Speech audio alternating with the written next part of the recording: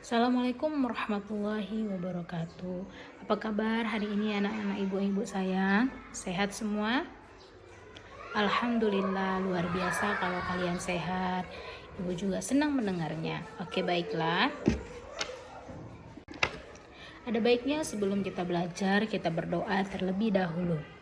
Raditu billahi rabbah wa bil islami dinah wa bi muhammadin nabiyya wa rasulah rabbi zidni ilma warzuqni fahma wa amalan solihah amin min ya rabbal alamin.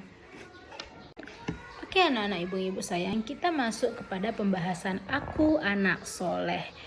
Apa sih arti dari anak soleh itu? Nah, sebelum kita membahas apa arti anak soleh, kita harus tahu tujuan pembelajaran kita terlebih dahulu.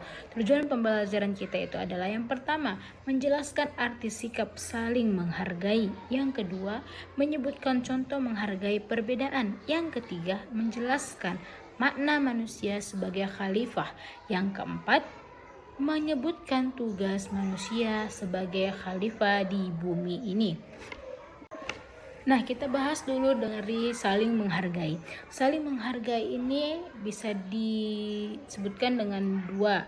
Yaitu yang pertama, saling menghargai adalah sikap menerima, mengakui, menghormati, dan terbuka terhadap orang lain yang memiliki perbedaan. Yang kedua, dengan menghargai, kita belajar hidup bersama secara damai tanpa memaksakan kehendak sendiri kepada orang lain. Jadi, hidup saling menghargai itu bukan hanya kepada sesama agama, kita harus saling menghargai kepada siapapun, mau beda agama, beda suku, beda bangsa, beda negara, bahkan misalnya beda keyakinan tadi sudah Ibu jelaskan. Sama siapapun kita harus saling menghargai. Oke, kita lanjut. Bentuk perbedaan itu seperti ada 3 bentuk perbedaan yang harus kita hargai. Yang pertama, perbedaan suku dan budaya. Walaupun kita beda suku, beda budaya, kita tetap harus menghargai. Misal seperti Ibu suku Batak, kalian suku Jawa, tapi Ibu tetap menghargai kalian juga menghargai Ibu. Misalnya kita beda budaya. Misalnya budaya Ibu budaya yang bagaimana, budaya kalian yang bagaimana, itu kita harus saling menghargai. Oke, yang kedua, perbedaan keyakinan atau agama. Nah, perbedaan keyakinan atau agama tidak menghentikan kita untuk saling menghormati satu sama lain. Mau Ibu agama Islam, yang lainnya Kristen, tetap kalian hargai, nak. Mau kalian Islam tapi teman kalian Kristen, hargai apapun agamanya. Yang ketiga, perbedaan pendapat. Nah, misalnya Ibu berpendapat kalau misalnya si Raisa pintar anaknya gitu, tapi pendapat kalian tidak sama. Kalian harus hargai pendapat Ibu dan Ibu juga hargai pendapat kalian. Oke, nak. Manfaat saling menghargai itu apa sih, Bu? Banyak manfaat saling menghargai itu. Ibu ambil dari contohnya 4 aja ya. 4. Yang pertama, menciptakan kehidupan yang rukun dan damai. Coba kalian saling menghargai, saling menerima satu sama lain. Misalnya dalam satu kelas ini saling menghargai, saling menerima. Berarti kelas ini akan damai dan rukun.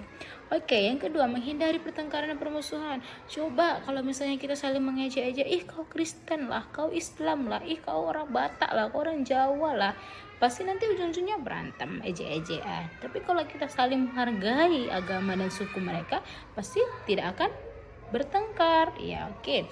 Yang ketiga, menumbuhkan rasa saling percaya dan kerjasama. Dan yang terakhir, menjaga persatuan dalam keberagaman. Oke, kita lanjut. Tadi kita sudah bahas masalah menghargai. Nah, kalau kita tidak menghargai, ada akibatnya enggak, Bu? Oke, akibat tidak saling menghargai itu ada, nak. Yang pertama, terjadinya konflik dan perpecahan. Nah, kebalikan dari menghargai tadi. Kalau menghargai kita damai, hidup rukun, ya kan? Tapi kalau tidak menghargai, terjadinya konflik dan perpecahan antara satu dengan yang lainnya. Yang kedua, munculnya rasa benci dan saling curiga.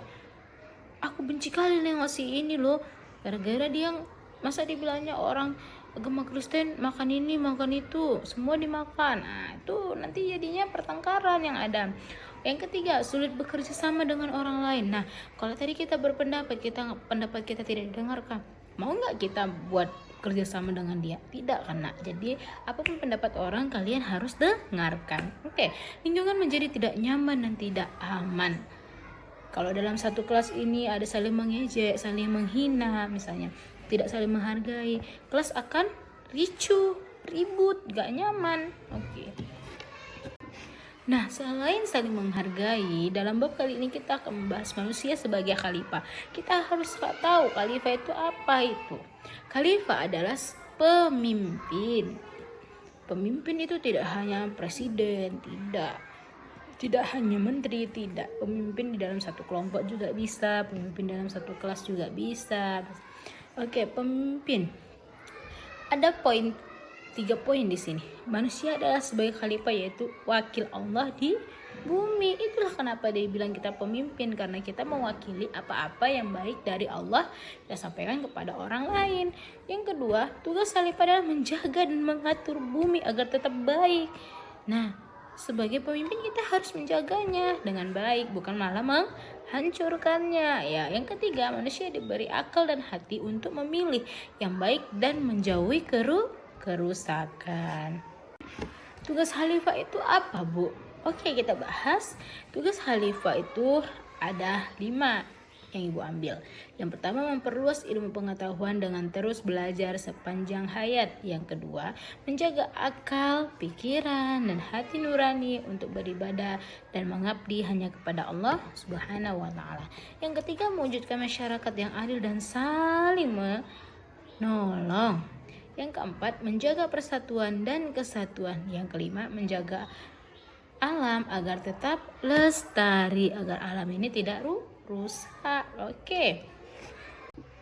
Nah, kita udah membahas tadi masalah saling menghargai, kita membahas tentang kekhalifaan, kita sudah membahas tentang bagaimana sih caranya untuk menjadi seorang khalifah di muka bumi ini.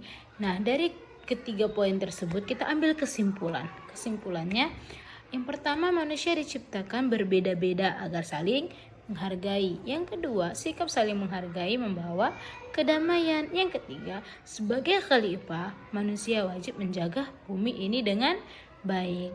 Anak yang soleh selalu bersikap baik dan bertanggung jawab.